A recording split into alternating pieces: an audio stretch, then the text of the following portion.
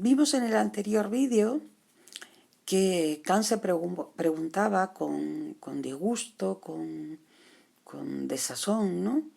Que la metafísica no se había constituido en una ciencia y se preguntaba por qué otras disciplinas como las matemáticas, ¿lo recordáis? Desde Grecia y la física ya en la modernidad se habían constituido en ciencia y la metafísica no. Entonces, él lo que se pregunta es, vale, no se constituyó como ciencia, de acuerdo, pero ¿puede?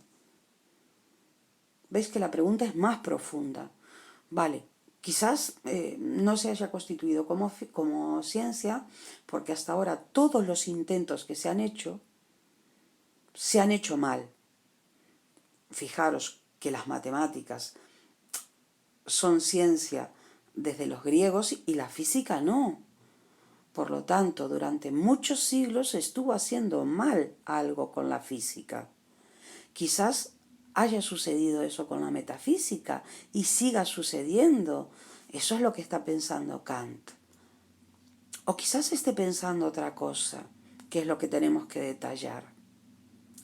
La idea de Kant no es simplemente ¿puede la metafísica constituirse en una ciencia? Así sin más. Lo vamos a ver más detallado un poquito más adelante. Se los voy avisando para que no lo pierdan de vista. Porque él no se va a fijar cuando intente contestar esta pregunta, no se va a fijar en las metafísicas que se han ido produciendo. En lo que él se va a fijar, perdonen el corte, en lo que él se va a fijar es en algo que es mucho más importante en el sentido de que son los pilares de cualquier forma de conocimiento. Y va a ver si es posible producir conocimiento sobre los objetos de la metafísica. Ya lo veremos más adelante. Esto, fijaros, va a ser el telón de fondo de esta cuestión. O sea,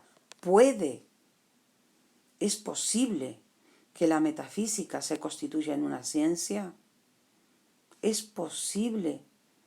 No, vamos a ponernos a hacer una metafísica, no me gustan las metafísicas anteriores, me voy a poner a hacer una nueva, esta me gusta, esta no, esta tiene un detalle que no me gusta, lo arreglo con esta otra. No, él da un paso atrás y se pregunta, ¿puede la metafísica constituirse en una ciencia? Porque, si se fijan en el recuadro de abajo, porque si no fuese posible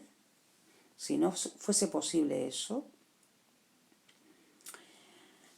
nos tendríamos que preguntar algo que nos afecta en tantos seres humanos, y es por qué nuestro entendimiento siempre nos plantea unas preguntas que tienen que ver con los objetos de la metafísica. Nos plantea preguntas sobre el alma, como por ejemplo, si esta vida cuando se acaba o hay otra vida. Nos pregunta cosas como por ejemplo, si realmente nosotros cuando decidimos cosas somos libres o hay un destino que nos lleva a hacer las cosas. Esto lo oímos muchas veces y lo vemos en Facebook y en cadenas que nos pasan por WhatsApp. Nada sucede por azar, cuando dos personas se encuentran es que estaban destinadas a ellos. Bueno, pues ahí no existe la libertad, si os dais cuenta. Y desde luego la pregunta sobre si existe un ser superior o muchos seres superiores, da igual, sobre la divinidad, es una constante en la humanidad. Entonces, fijaros, si no es posible hacer ciencia sobre estos objetos, ¿por qué nuestro entendimiento constantemente nos está preguntando, nos está llevando a hacernos preguntas sobre esto. En el texto que tenéis, en el texto del prólogo a la primera edición de la Crítica de la Razón Pura, ¿vale? Esta es la abreviatura del título en alemán. Él dice que la razón humana tiene el destino de hacer estas preguntas. Aquí lo tenéis. El entendimiento siempre está preguntando. La razón humana tiene el destino de hacer estas preguntas. Pero es un destino que Kant dice que es un destino trágico, ¿no? Porque, claro, por un lado, el entendimiento, la razón nos lleva a hacernos esas preguntas, pero la razón no nos puede contestar esas preguntas porque superan estas preguntas nuestras facultades de conocimiento. Fijaros, aquí tenéis el texto, que es un texto muy bonito, donde dice: la razón humana tiene el destino singular en uno de sus campos de conocimiento, que sería el campo de la metafísica, ¿vale?, de encontrarse acosada por cuestiones que no puede rechazar. Siempre está preguntándose, tiene ese destino, por ser formuladas por la misma naturaleza de la razón, surge de nuestra propia razón, pero tampoco puede responder por superar todas sus facultades. Por lo tanto, el destino es un destino, si os fijáis, trágico, porque es un destino, por lo tanto, no podemos soslayarlo, que nos acosa a haciéndonos unas preguntas que por nuestra propia naturaleza no podemos contestar porque supera todas nuestras facultades. ¿Qué vamos a hacer entonces para resolver este problema? Resolver el problema del planteamiento, claro, ¿no? Bueno, pues para resolver el problema de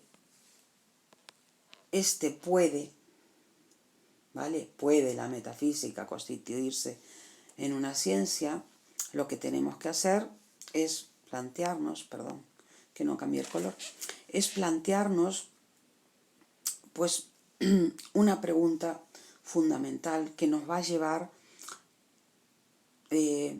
a ir cada vez más hacia atrás en los problemas, ¿no? Como nos pasa muchas veces en la vida, donde tú te planteas algo, ¿no? Y ves que lo que te estás planteando es un poco superficial y ves que tienes que ir a algo que va un poquito más atrás y luego eso te lleva a algo que va un poquito más atrás hasta que llegas al principio de la cuestión, ¿no? Lo que nos tenemos que plantear nosotros aquí, cuando estamos hablando de si puede la metafísica constituirse en un conocimiento de tipo científico, lo que nos tenemos que plantear es cómo se alcanza un conocimiento científico, estamos hablando de eso, ¿no?, adecuado en general. O sea, ¿qué es un conocimiento? Vale, tú quieres saber si la metafísica puede ser un conocimiento científico. Y claro, la pregunta lógica a continuación es, oye, ¿y cuáles son las características de un conocimiento científico? Porque si no sabemos en qué se diferencia un conocimiento científico de un conocimiento que no es científico, que puede ser conocimiento, pero no es científico. Por ejemplo, en este momento yo veo que el cielo está nublado, está celestito y un poquito blanco, porque tiene unas nubes un poco grisáceas, pero bueno, también lechosas, y es verdad. Pero no es un conocimiento científico lo que yo estoy diciendo, o lo que yo estoy juzgando, ¿no? El juicio que estoy emitiendo. ¿Por qué no es científico? ¿Y por qué sí sería científico, por ejemplo, el juicio si yo ahora hablara de la relación que hay entre los catetos y la hipotenusa según el teorema de Pitágoras? ¿En qué se diferencia el conocimiento científico de los demás? Vale. Para saber qué es lo que distingue un conocimiento científico de un conocimiento que no es científico, nosotros tenemos que tener claro que cualquier tipo de conocimiento se expresa en un formato de juicio. Y los juicios son enunciados, ¿vale? Las frases que decimos y que están constituidas por un sujeto y un predicado. Como lo que acabo de decir, el cielo está un poco nublado.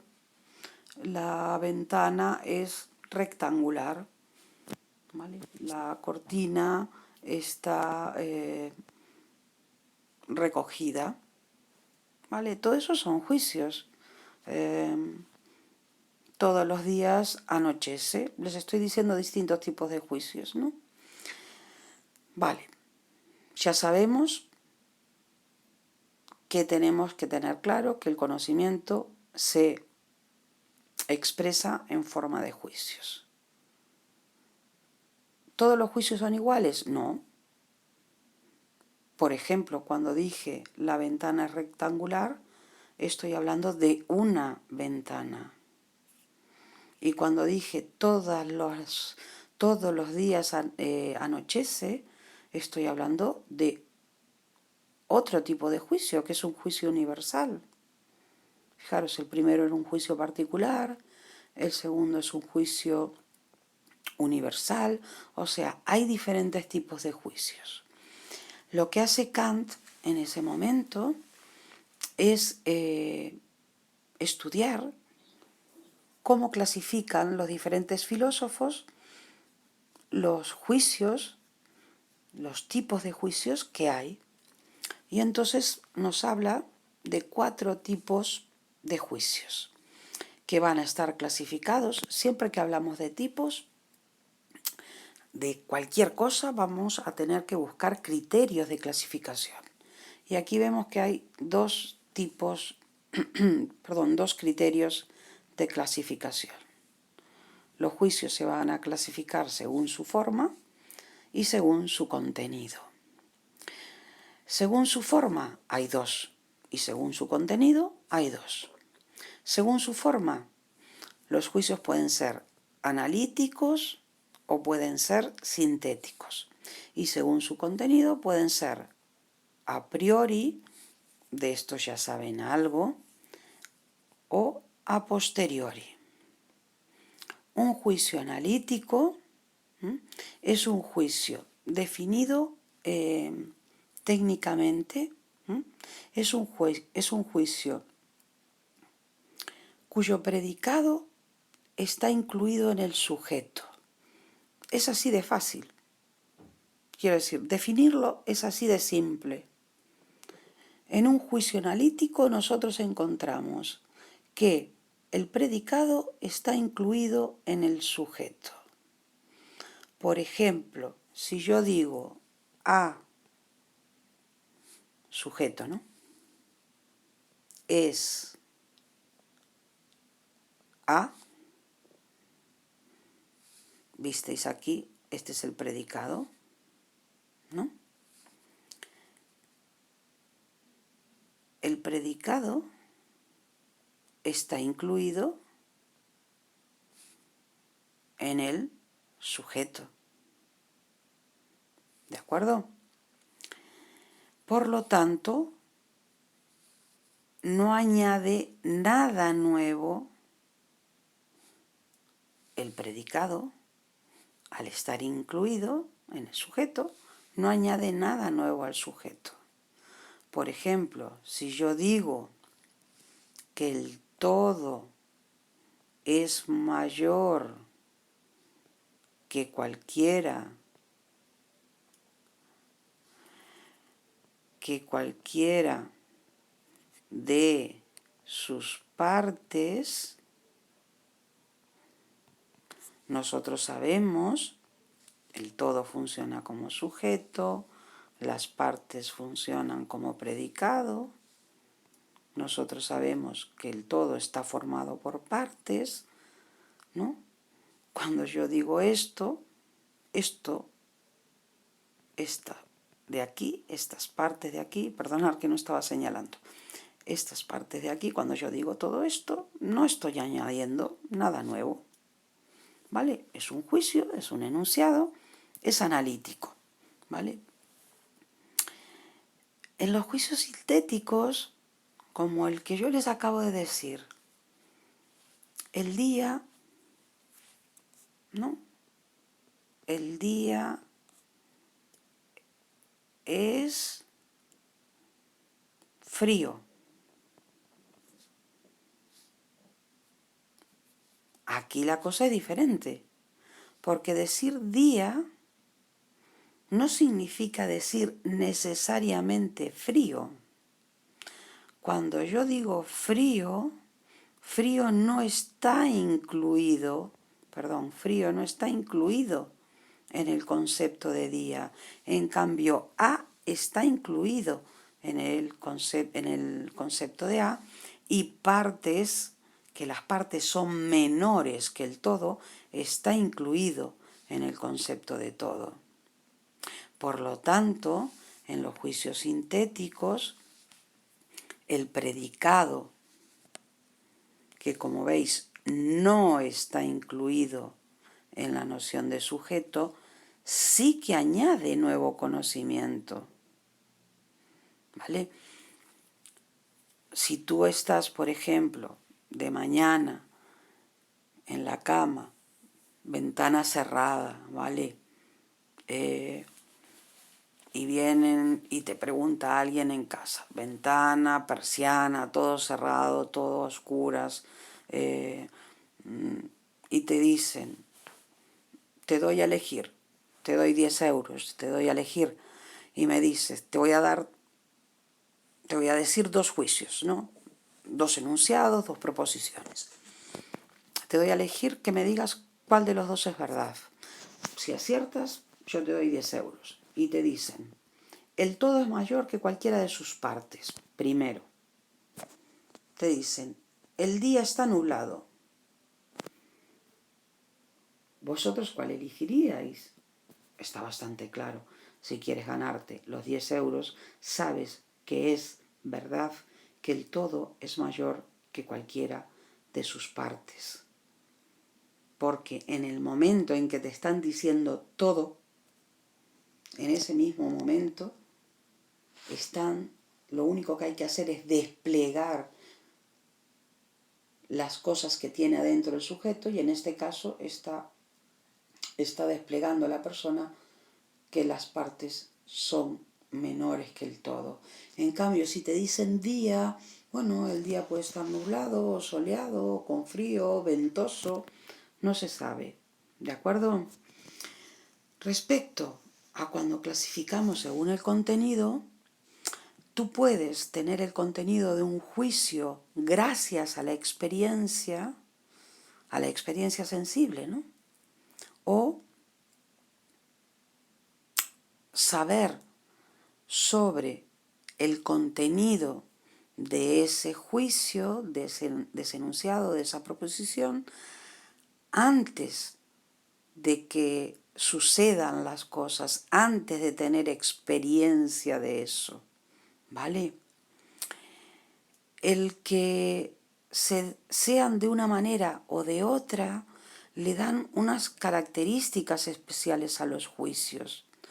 Como venimos hablando desde los vídeos de atrás, que todo lo que es a priori es universal y es necesario, yo creo que ustedes se dan cuenta, y además por el vídeo que les hice general, que, por ejemplo, si yo digo A es A, o digo que es el equivalente, es que un amigo es un amigo. Es lo mismo que decir A es A, ¿eh? Ese juicio es un juicio a priori. Siempre es verdad. Un amigo es un amigo. Siempre es verdad. O sea, necesariamente es verdad. Y en todos los casos es verdad. O sea, es universal.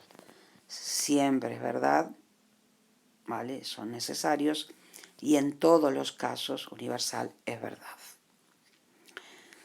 Cuando nosotros tenemos un juicio a posteriori, ya nos estamos moviendo en un campo diferente. Porque cuando yo digo, volviendo a lo del día, ¿no? El día está ventoso hoy. Estoy hablando de un día en concreto, por lo tanto, de un día en particular. Y por lo tanto, esa verdad puede ser o no ser. Y eso técnicamente se dice que es contingente, o sea, puede ser o no ser, puede darse o no darse, es una contingencia, ¿vale? Si ahora ustedes lo piensan, van a llegar a la misma conclusión que llegaban los filósofos en ese momento, hasta que llegó Kant. Y es que, claro, los juicios analíticos, pues anda, son a priori. Los juicios analíticos son a priori, porque los juicios analíticos, ¿cómo son? Universales y necesarios. Claro, cualquier juicio donde el predicado esté incluido en el sujeto va a ser un juicio universal y necesario. Y los juicios sintéticos, ¿cómo son? A posteriori. Porque cualquier juicio donde el predicado no esté incluido en el sujeto y por tanto si añada información, o sea, que es cuando la obtenemos a través de la experiencia, va a ser a posteriori.